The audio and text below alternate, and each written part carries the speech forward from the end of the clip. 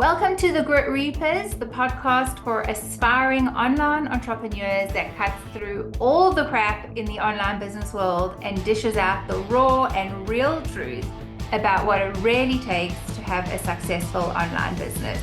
No sugarcoating, no get-rich-quick schemes, just honest advice with a healthy dose of humor and hope. We're your hosts, Gail and Candice, two online entrepreneurs who've been there, done that, and lived to tell the tale. So if you're looking for straight talk, practical tips, and the occasional reality check to get your online business moving, you're in the right place. Let's get down to business. Welcome back to the Grit Reapers, to this week's episode. Welcome to our listeners. We're so happy to have you here. Today we are talking, let's just get straight into it. We are talking all about something, again, we hear all the time, and it's like such a painful place to be in as a business owner, and that is really not understanding why people do not want your offer. Like, why are you getting no sales? There's no interest. Like, what is going on? So, Gail, I'm going to ask for you straight away. Let's just dive in and share your thoughts on why does this happen? Thanks, Cans. Yeah, this is as you said, it can be absolutely heartbreaking as a business owner. But I just want to say right at the beginning that if you are sitting in this situation, please do not feel alone. It is one of the most common complaints or sort of requests that we hear in our groups and when we talk to our clients. And so where you are sitting is a very, very normal place to be in. And I think that there is just, we kind of feel like our offer is our offer. It's just this one thing. And when we offer it to people and they reject it or they don't take us up on it or whatever, we think it's the offer, but actually your offer is just so much more than just what you're offering. You know, it could be a disconnect between the messaging. It could be that you just haven't been able to communicate the value of what you are offering, of what it can do for people. It's just so multifaceted that the offer is kind of, we call it an offer, and why don't people want it? But there's just so much more to it. So I think that's the very first thing that that I think is that it's not one thing. We need to talk about everything.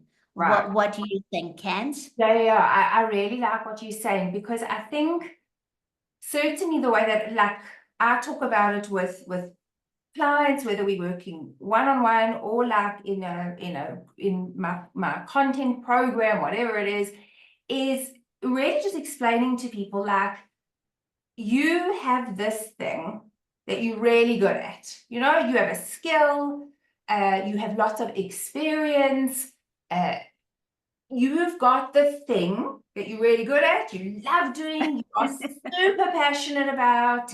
And of course, when we're now coming to thinking about how do I take this online, like, how do I get people all over the world? I want more people. I want to, like, not have to sit in a room to earn money, whatever it is, whatever reason has prompted you to now start looking at a digital or online business. It is so normal that you're just going to start with what you know.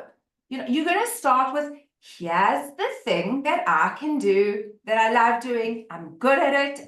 I love it. I'm so passionate about it. And so, again, getting back to what you're saying, it's like very often people think the offer is the skill or the expertise that they have, right? Sign up for my one-on-one coaching, right? Yeah. Who scrolling on Instagram or YouTube is thinking, God, I just wish Candice would show up and offer me one-on-one coaching? Like, no one's thinking that, right? But because we don't know different, we don't know differently, we just start with what we know. So we think the offer is the thing we can do. Okay. And that is when I think what you're saying, it's like, it's such a normal, common complaint, challenge, like confusing place. It's because people are starting with what they know and they try to sell the skill or the expertise. Okay. Yeah. And like you saying is that what you quickly learn is, oh my good God, I didn't know how to be like a digital marketer now, because people are speaking Yeah. about things like messaging and the words. It's like, what has that got to do with my one-on-one coaching, you know? Yeah, exactly. And I think also, Cams, you know, for many of us, you come from a place of a face-to-face business. A lot of people are coming from an offline business where you know you've helped so many people, but you have that face-to-face interactions where you can tell people about it. You sort of in the offline world, people may sort of be seeking you out, you know, whereas in the online world, there is just so much more noise and kind of distractions. And while people may be seeking a solution, it's the person who can get the value of what they're offering, their skills, and show it as the solution, which is also really, really difficult. It's to try and take what you know and show how and speak to how that is going to help the person. 100%. And it's not just, you know, people are not, as you say, people are not online going, oh, I wish I could find a course on XYZ. You know, they are online going, how do I solve XYZ? And they're going to be looking at all sorts of different possible solutions. 100%, 100%. Again, I think you've kind of touched on something that's so, I know both of us want our listeners to know this, which is you probably going to have started or are going to start from what you know. You're going to think that what you need to sell is the thing that you can do. And we also know, Gail and I know, because both of us have also been there ourselves, that it comes from such a good place. Like the intention behind it is so like heartfelt. Like you just know that you can help people. You know that you're good at what you do. You know, like you mentioned, Gail, if you have got a history and maybe like a thriving practice or a very popular brick and mortar business that's very well known, you know, you just know the impact that you can have. You get all this great feedback. There's lots of word of mouth referrals. It feels much easier, right? So the intention, we know, is so like heartfelt. You just know you can help people with this thing that you can do, that you're really good at, you love, and that you're passionate about, right? Now, what you were saying, Gail, around the value, like trying to communicate value, just to make it practical, because I heard these words all the time, like, oh, I've had a look at your blah, blah, blah, but you're not communicating value. And like, I would hear the words, but it just like did not freaking lodge itself in my brain until one day I like had this analogy in my head, and you know me and my analogies, but I'm going to just share it with our listeners because maybe it will help somebody. Like, one day I thought to myself, if I was walking out of a store and I've got all my groceries, and as I exit the store, there are two ladies doing like a bake sale, you know, like they're trying to sell their baked goods. And the one lady is set up at a table, and on her table, she has got a bag of flour, a carton of milk, you know, eggs, sugar, oil, carrots. She has got everything she needs to make a carrot cake. The other lady is set up at a table, but what she has is this 3-tiered cream cheese frosted, like you just want to shove your face in the carrot cake. Okay? Now, what most people start off, right? Because remember what we've just said is you're going to start with what you know, which is the thing that you can do, the skill, the talent, the whatever, the program. Maybe you've already like built out a whole program. God, I feel like sad when I say that. You've got this thing, and what you're going to try to do now is, because you know it can help so many people, right? The intention is so heartfelt and you want to have impact, and you are going to probably try and sell the ingredients, right? You're going to be the lady with the flour and the egg. So you're going to say things like, sign up for my one-on-one coaching. It's 60 minutes on Zoom. You're going to get like all the Fathom personalized notes. Yeah, right? Personalized notes, and you can my roadmap.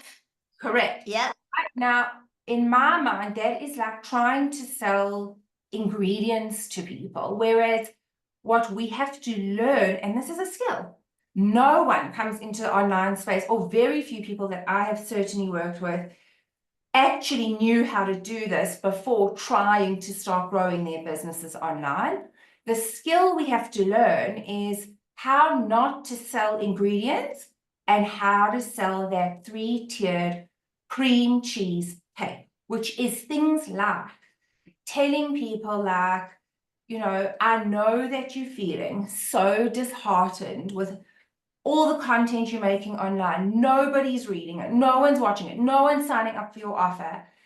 You know, when you come into my program, you will walk away knowing exactly what to post, you know, what to say in the post that we know will help people start to think about you as the Now, can you see the difference? The one is trying to communicate value. That would be your carrot cake, showing people how the hell is this going to help me?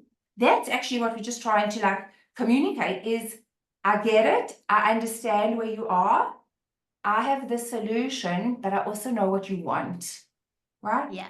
Versus, I'm really good. I've got 4 degrees. I've studied this, and this. And so if you come to my 60-minute Zoom, goodbye. Yeah. No thanks, you know? And Kans, I guess to add to that is that we want to show people the carrot cake so that they know that we've got the solution.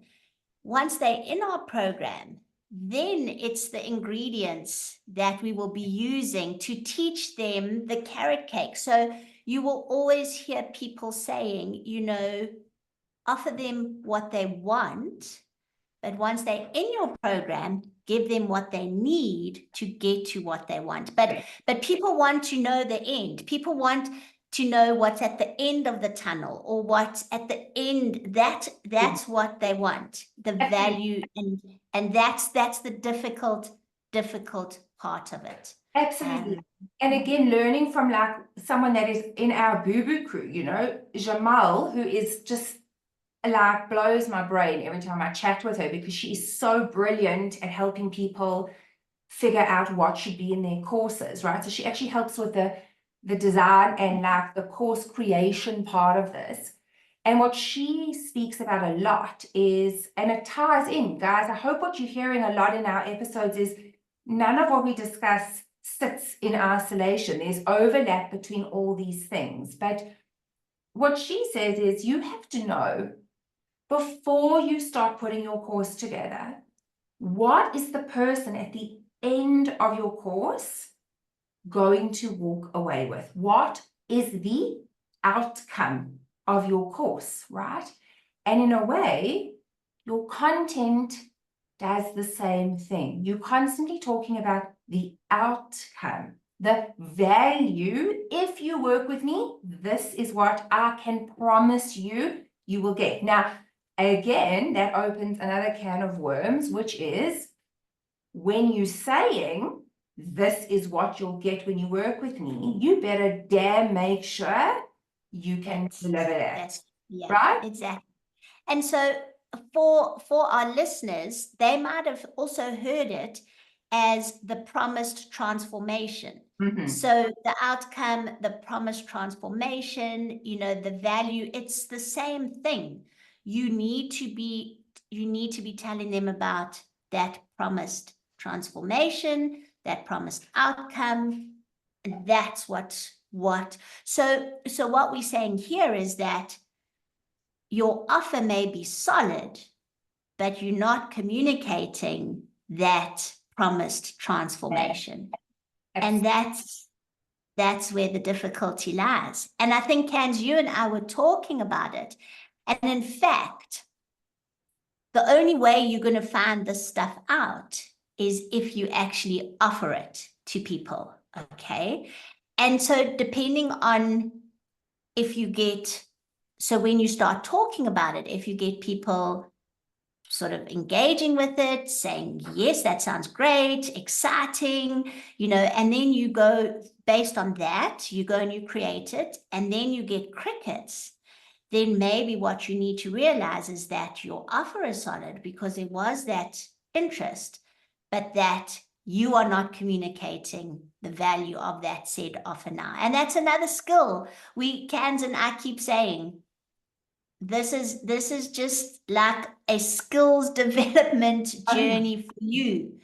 I think I should just tell you my recent experience. I just did a launch.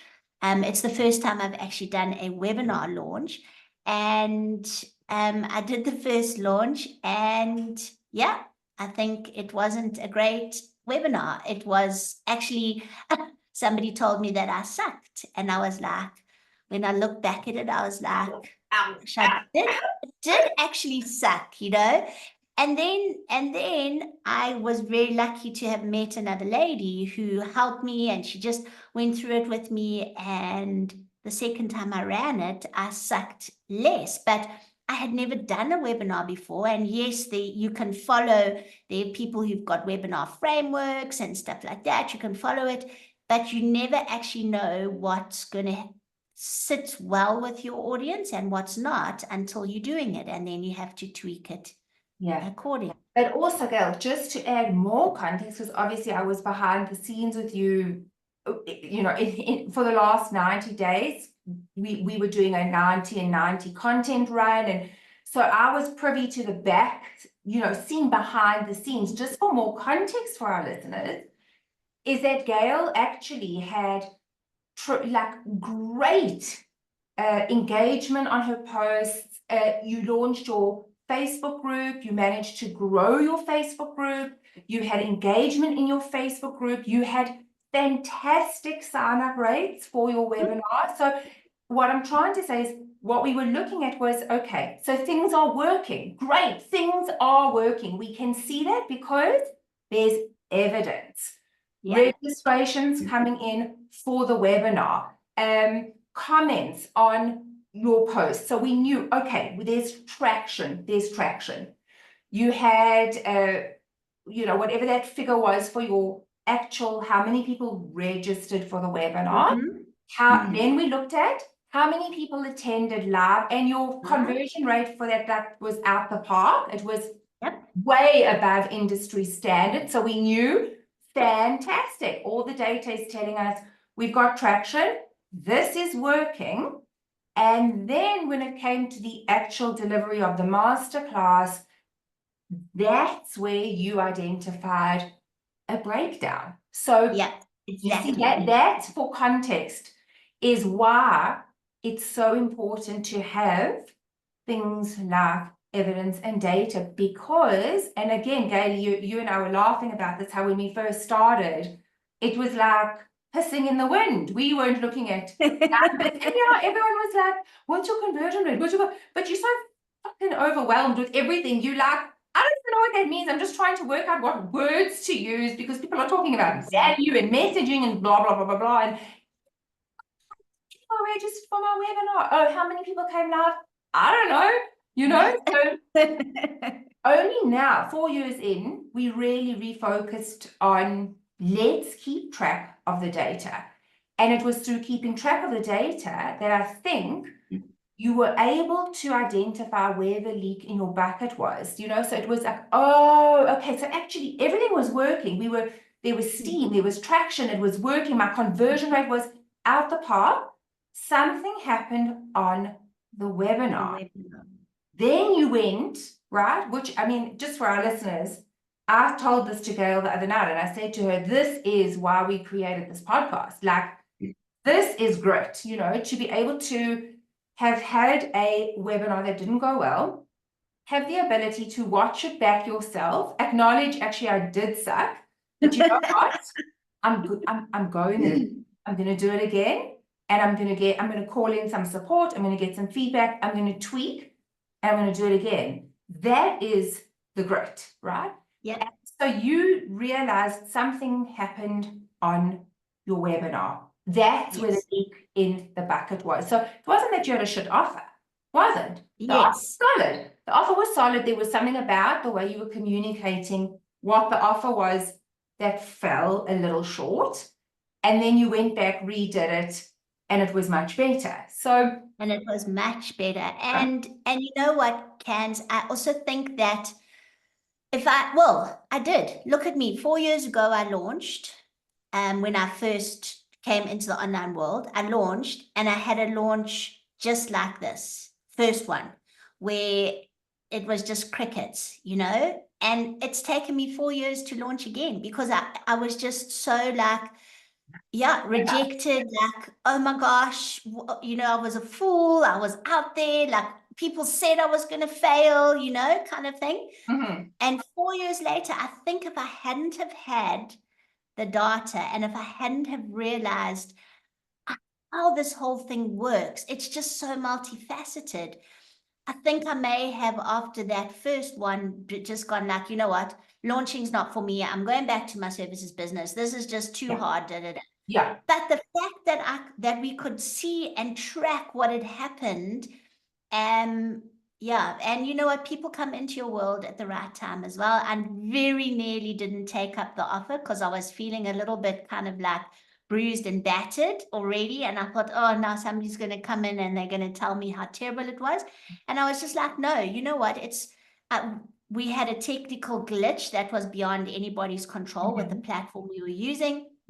And I was like, no, it's the perfect opportunity to practice what we preach in this podcast and be like, okay, it took me like 2 days in my head to go like, I'm going to just run it again. I'm going to be like, because nobody got my emails, I'm going to run it again. And regardless of who shows up, I'm going to run it full.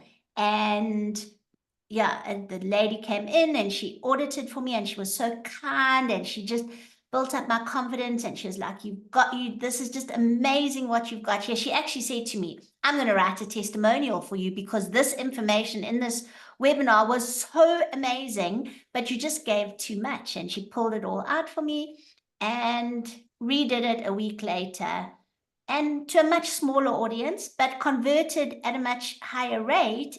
And I felt like, okay, now I have it. Now I'm going to just go. I've already set the next dates to redo the launch. I'm just going to do it over and over again. And I'm going to find that sweet spot until I don't suck anymore. And that's, yeah. Amazing. I mean, we're speaking about data, you know, analytics, all that kind of stuff. And I think it's a nice kind of intro into another thing that I think you and I, again, we know because, you know, hand up, been there, done that. It's that, again, if we just think back to what we're discussing today, we've got this thing, we're really good at it, we love it, you know, it's our expertise. This is our jam, like we are known for it. And sometimes the passion and the emotions we feel really blind us.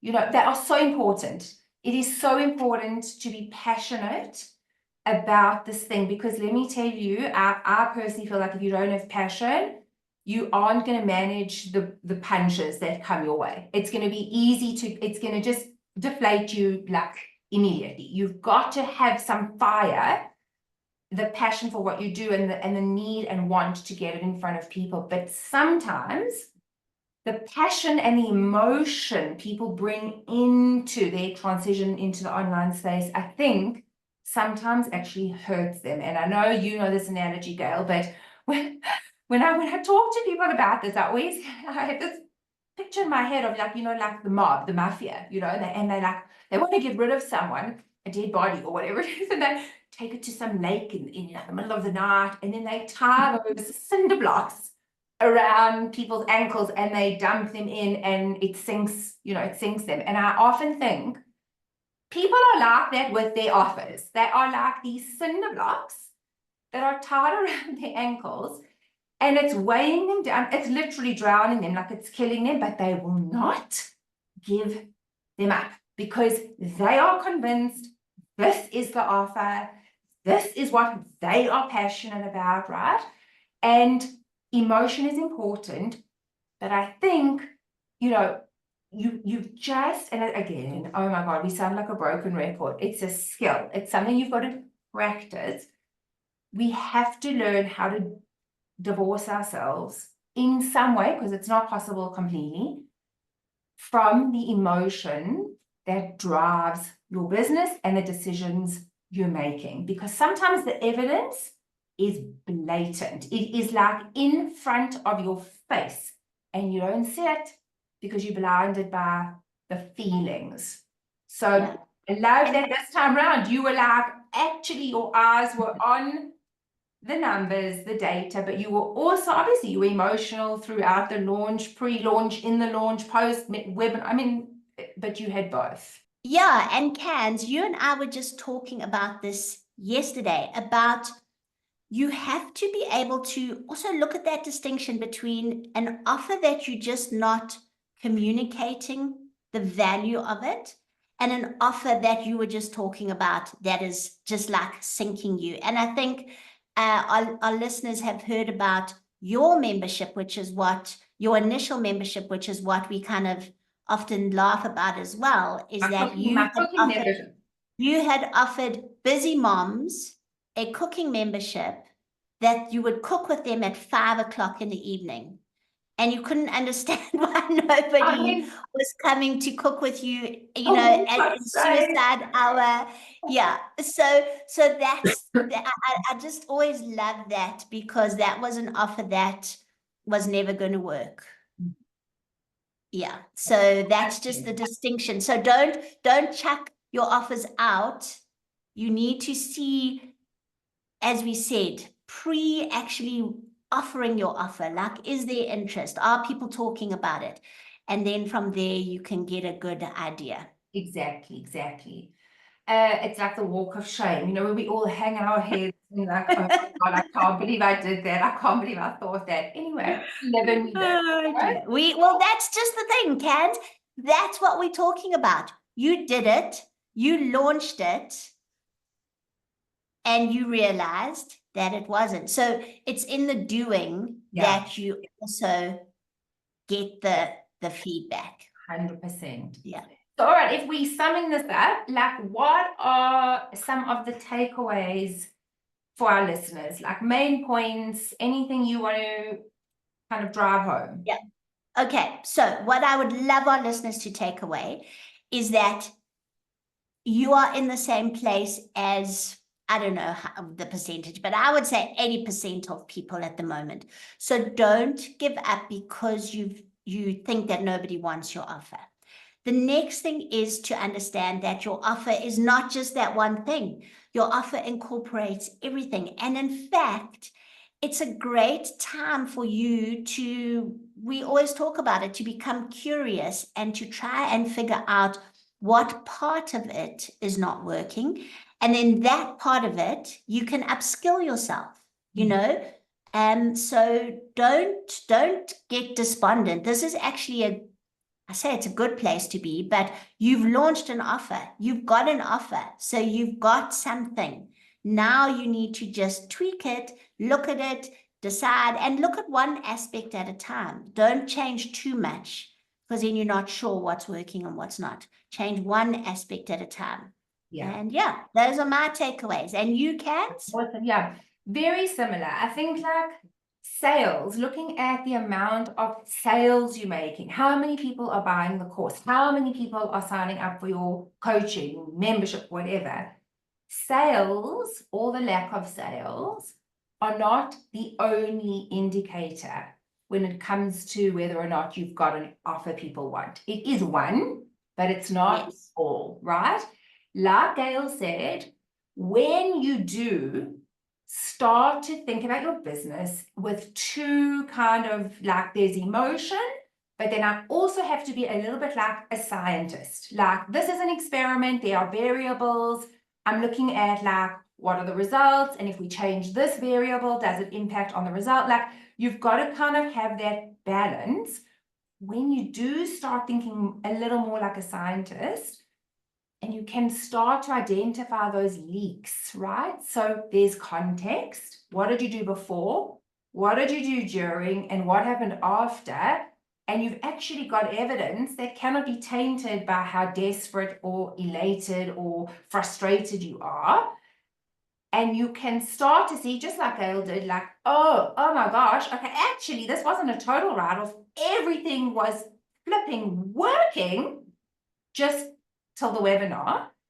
What you then can realize is, you know what? So, okay, there's something about the webinar, like you were saying, Gail, it shows you, it almost puts a spotlight on where you need to upskill. Do I need to read more books on webinar, launches? Do I need to upskill my sales technique when I'm moving from the educational bit into like the pitch? Is that smooth? Do I look awkward? Am I scared to talk about the offer? Like, it's going to show you where the leak is, so that you don't pitch a tent there and like, okay, on the day, go for it. Woe is me. Go get the ice cream. Phone your best friend. Tell you fucking hate this. You burning it to the ground. Go for it. But then pick yourself back up and then develop that muscle, Yeah. Sorry, yeah, Gail, I can see you. And I'm so glad you said that, Cans, because I took 2 days after the first webinar. I took 2 days to wallow in my sadness, to blame the technical issues. I could have been, well, I did. I was actually like, none of my emails went through. So that's why it was so bad. So I gave myself, and I kept saying to myself, you know what? I'm giving you 2 days to just wallow in this. And then I was like, okay, fine, that's over. Actually, now I need to look at how to make a better situation out of this. And I did. So yeah, give yourself grace, guys. It's not an easy exactly. process. And I think the last thing, like I'm gonna just end with, is that if you do start kind of like hearing what we're saying, we're just saying this is a balance. So many things are in the mix here, and it's about balancing and having your eyes on many things. And if you can become like a bit of a Sherlock Holmes and you've got a bit of that like scientist kind of like vibe, that just remain open-minded. Don't be blinded by things. Like, I always say, ears and eyes wide open. You've got to really have your eyes open to see what is the evidence telling me. You've got to have self-awareness. Like, why don't I want to admit that this isn't working? You've got to have that skill. And the adaptability is part of being an entrepreneur. So what you come in, like, and this goes full loop to how we started this episode. You come in thinking, here is this thing that I am so good at and I love, and I'm gonna sell it in coaching, right?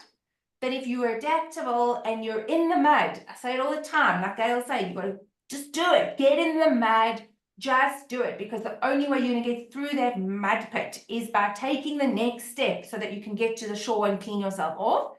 If you're adaptable and you eyes and ears wide open, that often what you think the offer was going to be, a few years in, it doesn't look anything like what you originally thought. And so you can be like Gail and I and have a good chuckle at yourself, like, oh my God, I thought at 5 o'clock, busy moms, we're going to come and like cook, like tank, big tank. Anyway, if you want to get hold of us, we really would appreciate hearing like from you. If this episode was just like the biggest hell yes, please let us know.